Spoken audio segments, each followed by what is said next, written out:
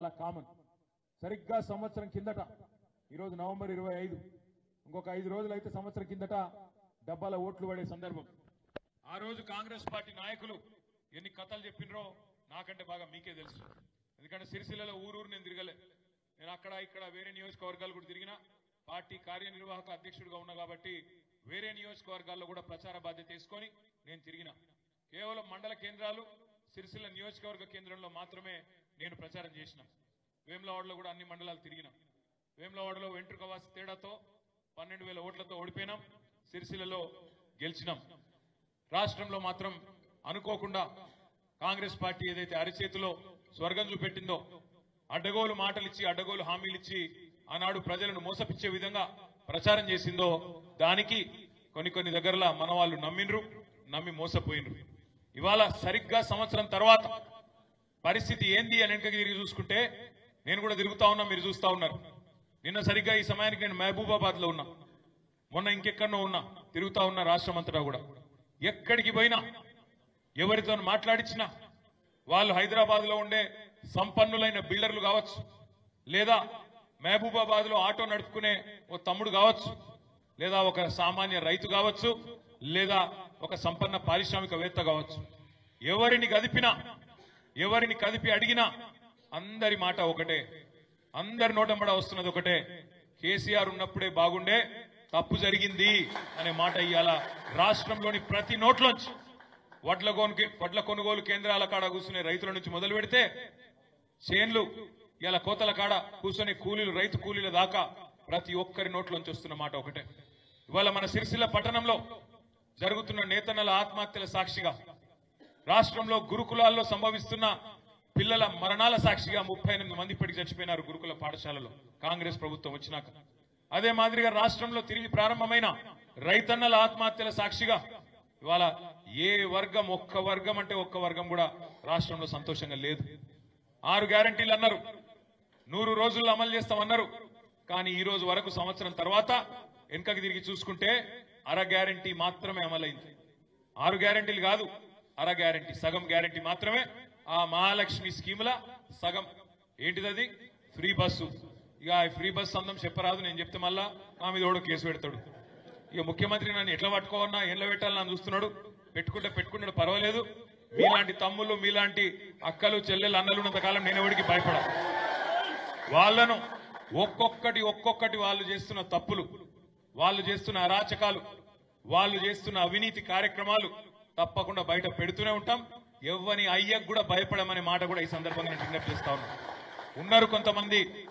నాకు చక్రపాణి గారు, ఆగయ్య గారు, మన మండల పార్టీ అధ్యక్షులు, మన మాజీ జెడ్పీటీసీలు, ఎంపీపీలు, మన సీనియర్ నాయకులు నాకు చెప్తా ఉన్నారు, సిరిసిల్లలో, రాజన్న సిరిసిల్ల జిల్లాలో కేసీఆర్ గారి దయతో మీ అందరి కోరిక మేరకు ఏర్పాటైన ఈ జిల్లాలో దీని పక్కనే కలెక్టరేట్ కట్టుకున్నాం.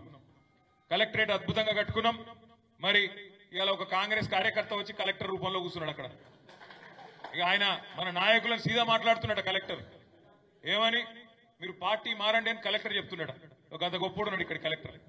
ఒక ఇటువంటి సన్నాసులను ఇవాళ తీసుకొచ్చి కక్షపూరితంగా రాజకీయం చేసే ప్రయత్నం చేస్తా ఉన్నారు. ఏం పర్వాలేదు, ఏం ఫరకూడదు.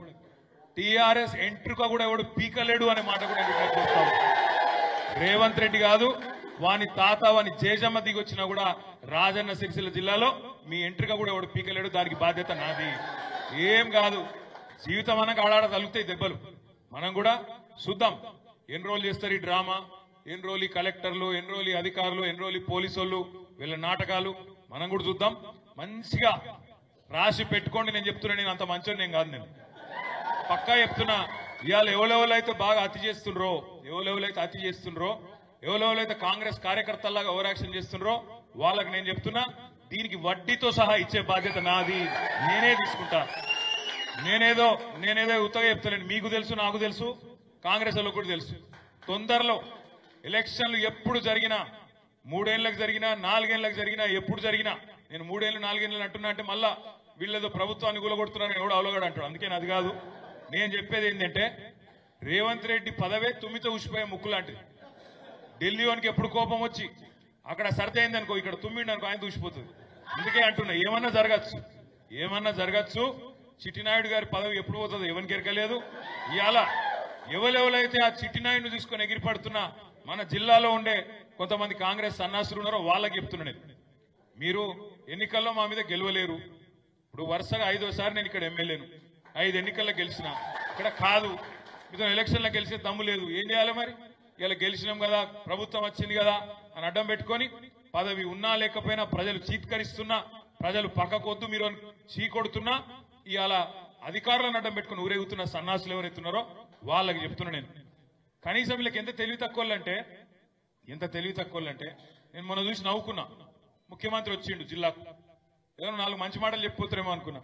ఈ ముఖ్యమంత్రితో బాధ ఏంటంటే ఆయన బాలల దినోత్సవం కోతే కేసీఆర్ని తిట్టుడు, బాలల దినోత్సవం కోతే చార్మినార్ కాడ రాజీవ్ గాంధీ సద్భావన యాత్ర కోతే అక్కడ కేసీఆర్ తిడతాడు.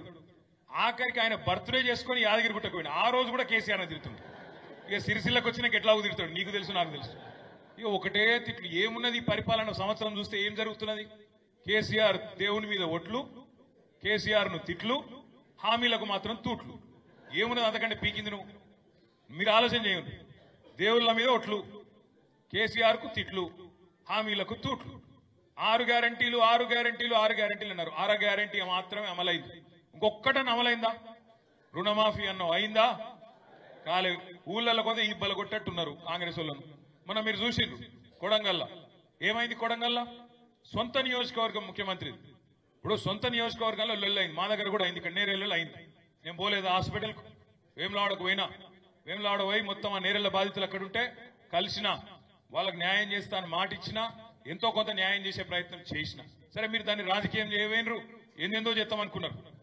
ఆఖరికి మళ్ళీ అదే నేరేళ్లలో నాకు ఆ గ్రామంలో కూడా బ్రహ్మాండమైన మెజారిటీ ఇచ్చి మా నాయకులందరూ తంగలపల్లిలో ఆ గ్రామంలో ఉండే దళితులు, బీసీలు, ఆ గ్రామంలో ఉండే ప్రతి వర్గం మళ్ళా కేసీఆర్ గారి నాయకత్వానికే, మీరు ఎంత రాజకీయం చేయవైనా మళ్ళా కేసీఆర్ గారికే ఓట్లు కూడా వేసిండ్రు.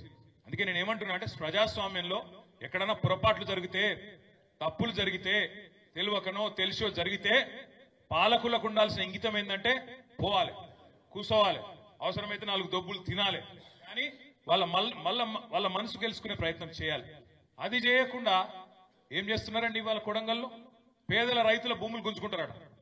60 లక్షలు 70 లక్షల ఎకరం చేసే భూమిని గుంజుకునే ప్రయత్నం. పాపం రైతులు అడిగిండ్రు, మాకు ఎక్కువ రేటు చూస్తామన్నారు. మాట్లాడినోడు ఉన్నాడు వాళ్ళతో. 9 నెలల నుంచి కొట్లాడుతుంటే అడిగినోడు లేడు, మాట్లాడినోడు లేడు, కనీసం పట్టించుకున్నోడు లేడు. ముఖ్యమంత్రి సొంత నియోజకవర్గం. సరే ముఖ్యమంత్రి అంటే బిజీగా ఉంటాడు, పర్వాలేదు అనుకోవచ్చు, కానీ ఆయన మాట్లాడాడు. వాళ్ళు అన్నున్నాడు అక్కడ తిరుపతి రెడ్డి అని, ఆయన దాదాగిరి గుండాగిరి. ఇక మీదికెళ్ళి ఆ జిల్లా మంత్రి ఉన్నాడు, ఆయన పట్టించుకోడు. పరిశ్రమల మంత్రి ఉన్నాడు, ఆయన పట్టించుకోడు. మరి 9 నెలలు ఎవరు పట్టించుకోరు. టెంట్లు వేసిండ్రు, లొల్లి పెట్టిండ్రు, పాదయాత్ర చేసిండ్రు. ఆఖరికి కలెక్టరు అధికారులు పోయి ప్రజాభిప్రాయ సేకరణ బహిరంగ విచారణ పెడితే కడుపు మండిన రైతులు నిరసన చెప్పిండ్రు, వాళ్ళని ఉరికిచ్చిండ్రు. కలెక్టర్ పోయింది కాబట్టి ఉరికిచ్చిండ్రు. అదే రేవంత్ రెడ్డి పోతే మాత్రం ఉరికిచ్చకూడదు పక్క. ఇది ఇవాళ పరిస్థితి రాష్ట్రంలో. ఏం చేసినావు సంవత్సర కాలంలో అని చూస్తే ఏం చేసిండు రేవంత్ రెడ్డి గారు? ఒకటి చేసిన పని, అదాని కోసం చేసిండు పని, అల్లుని కోసం చేస్తున్నాడు, తమ్ముళ్ళ కోసం అన్నల కోసం చేస్తున్నాడు, బావమరిదికి అమృతాన్ని పంచి పెడుతున్నాడు. ఇక పోయిండు, ఢిల్లీకి పోయిండు. 28 సార్లు ఎక్కే విమానం, దిగే విమానం. ఫ్లైట్ ఖర్చులు బొక్క తప్ప వచ్చింది ఏమీ లేదు. 28 సార్లు పోతే 28 రూపాయలు కూడా రాలే. ఇది వాస్తవం. ఒక రేవంత్ రెడ్డే కాదు, 8 మంది బీజేపీ ఎంపీలు గెలిచారు. 8 మంది 8 రూపాయలు తెచ్చిర్రు ఇప్పటికి సంవత్సరంలో. గది పరిస్థితి. అందుకే ఇవాళ తెలంగాణలో అందరికీ అన్ని విషయాలు అర్థమైనాయి. అర్థం కానో లెవెల్ లేరు. చాలాసార్లు నేను పోతుంటే అటు ఇటు తిరుగుతుంటే మాకు విచిత్రమైన అనుభవాలు ఎదురవుతున్నాయి. మన హైదరాబాద్ లో